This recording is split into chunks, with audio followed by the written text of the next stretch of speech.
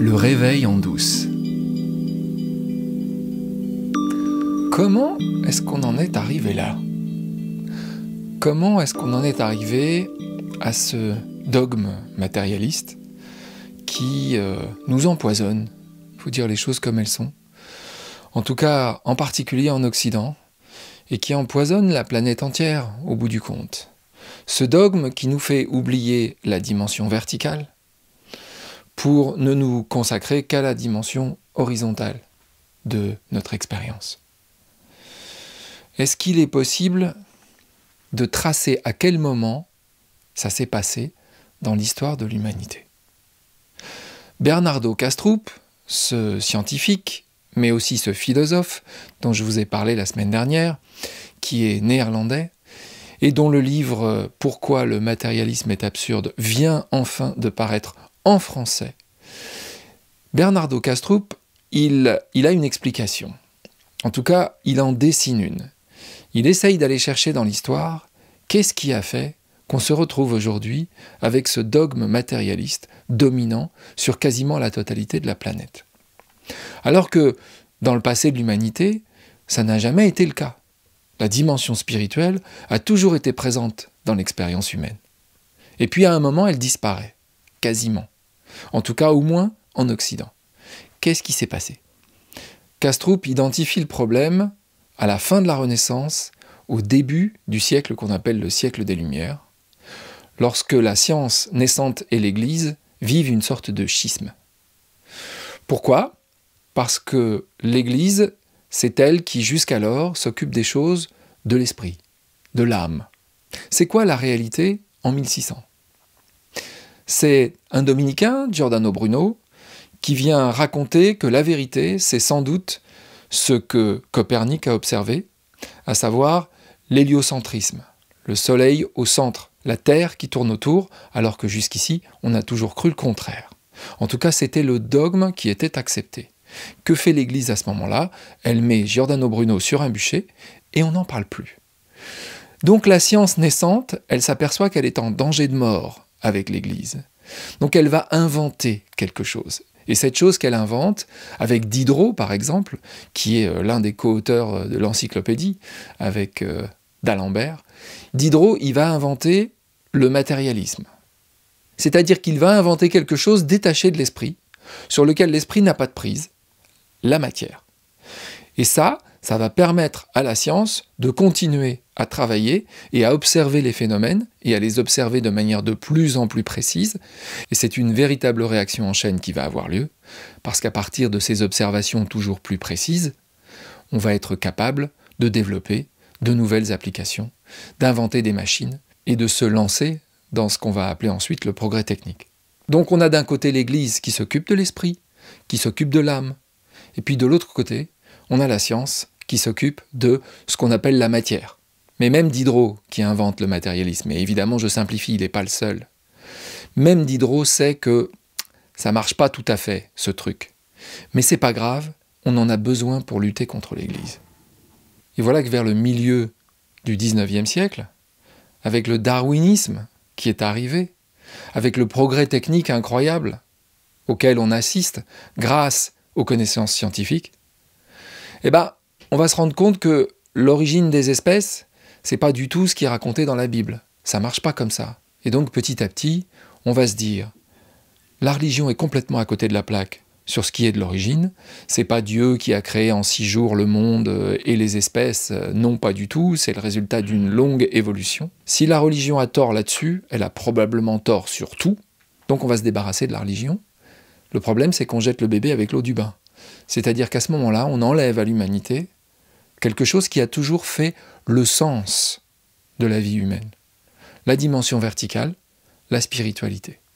Elle est reléguée tout simplement parce qu'elle a trop raconté d'histoires, elle a trop menti, elle a fait trop de mal, on s'en débarrasse. Et on en arrive à aujourd'hui, une société occidentale complètement perdue, dans un matérialisme démentiel, déchaîné, et qui cherche désespérément du sens, alors que tout a l'air de s'effondrer autour de nous, c'est-à-dire que ce matérialisme, il a provoqué une exploitation, notamment de la Terre, dans des proportions qui font qu'on voit bien aujourd'hui, qu'on va droit dans le mur avec ça.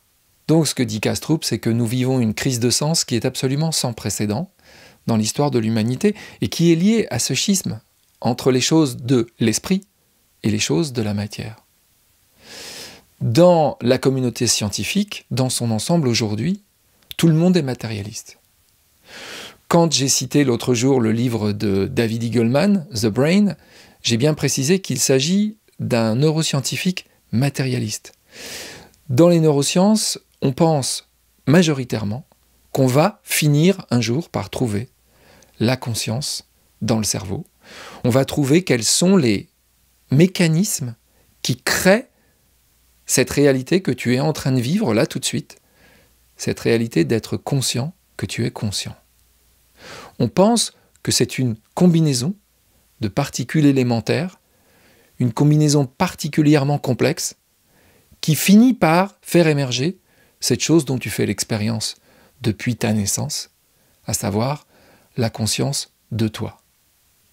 Et la neuroscience, aujourd'hui, parle du dur problème de la conscience, the hard problem of consciousness. Parce qu'on n'arrive pas à trouver la conscience. On arrive à voir comment le cerveau fonctionne, on arrive à voir quelles zones s'éclairent quand on stimule le cerveau d'une manière ou d'une autre, mais on n'arrive toujours pas à trouver le centre de la conscience. Et sur cet aspect-là, on ne fait pas de progrès. Et Kastrup dit, mais comment est-ce que c'est possible? Et surtout, pourquoi prendre le problème dans ce sens-là? Quelle est l'expérience que nous faisons? Quelle est l'expérience que tu fais, toi? Tu fais l'expérience de la matière qui apparaît dans ta conscience. Si on essayait simplement de se poser la question dans ce sens-là, et de se dire, l'univers est mental, l'univers est un cerveau, l'univers est une intelligence, ce que Bernardo Kastrup appelle « mind at large », c'est-à-dire l'esprit dans son ensemble. L'esprit dans son ensemble, dont chacun d'entre nous est une expression localisée.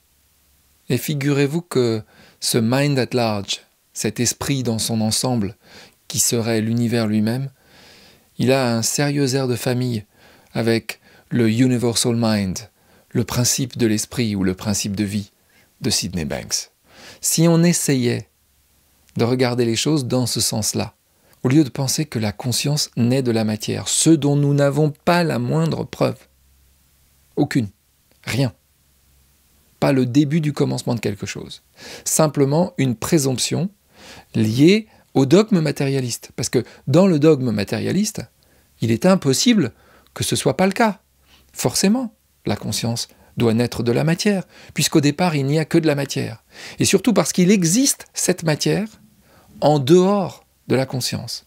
Les humains, ils ont toujours ancré le sens, l'idée de la transcendance, dans le mystère qu'il y a derrière le monde. Il y a un mystère, et le matérialisme ne parvient pas du tout à dévoiler ce mystère. La science observe les phénomènes, mais elle n'a pas accès à la raison pour laquelle les phénomènes se produisent. Alors que, si on regarde la vie sous l'angle de la conscience, de mind at large, l'esprit dans son ensemble, d'abord en faisant ça, on est dans un espace totalement laïque. On n'a rien à croire. On n'a pas besoin d'inventer une idole. On parle juste de notre expérience. Quelle est mon expérience? Je fais l'expérience de la conscience. Pour pouvoir faire toutes les autres expériences, y compris observer le monde et le mettre en équation, j'ai d'abord besoin d'avoir la conscience. Pourquoi on ne part pas de là? C'est ça que vient dire Bernardo Kastrup au fil de ses livres. Et je peux vous dire que c'est d'une richesse incroyable. Et que derrière Bernardo Kastrup, de plus en plus de scientifiques se posent la question. Mais le problème, c'est que le milieu scientifique, le milieu académique, il a une doxa, et que c'est très difficile d'aller contre la doxa. Giordano Bruno s'en souvient. Il va se passer la même chose avec cette conception qu'on appelle idéaliste du monde. Il va falloir probablement quelques découvertes pour que tout s'effondre, et que cette idée du matérialisme ne soit plus qu'un mauvais souvenir. Mais toi, tu peux prendre de l'avance, par exemple, en lisant le livre de Bernardo Kastrup, « Pourquoi le matérialisme est absurde ?» Et puis surtout, en continuant d'écouter le réveil en douce. Alors cette semaine, il n'y aura pas de webinaire gratuit. Par contre, le 11 mai à 18 h, comme tous les 2e et 4e jeudis de chaque mois, nous aurons un webinaire. Cette fois, il sera animé par Virginie Mignard et Jasmine Desbiens autour de la question du corps. Et puis la semaine dernière, nous avons eu la chance d'avoir Marina Galan qui nous a offert un magnifique webinaire. Je vous mets le lien du webinaire complet dans la description de cet épisode et je vous laisse avec un extrait de ce webinaire pour vous donner envie de le regarder en entier. On écoute les paroles de Sid Banks. Si l'être humain pouvait apprendre à ne pas avoir peur de son expérience, ça serait suffisant pour changer le monde. Oui? Ça veut dire quoi? N'avoir pas peur de notre expérience. Nous offrir à n'importe quelle expérience on est en train d'avoir. Nous offrir complètement à elle. Mais vous voyez, pour s'offrir complètement, on doit être en confiance. Sinon, on va hésiter. On va hésiter. Non, ou bien tu fais confiance complètement, ou tu ne fais pas confiance. Non, c'est comme être enceinte. Ou bien tu es enceinte ou tu n'es pas enceinte. Tu ne peux pas être moyennement enceinte. Non. Ou bien tu fais confiance ou tu ne fais pas confiance.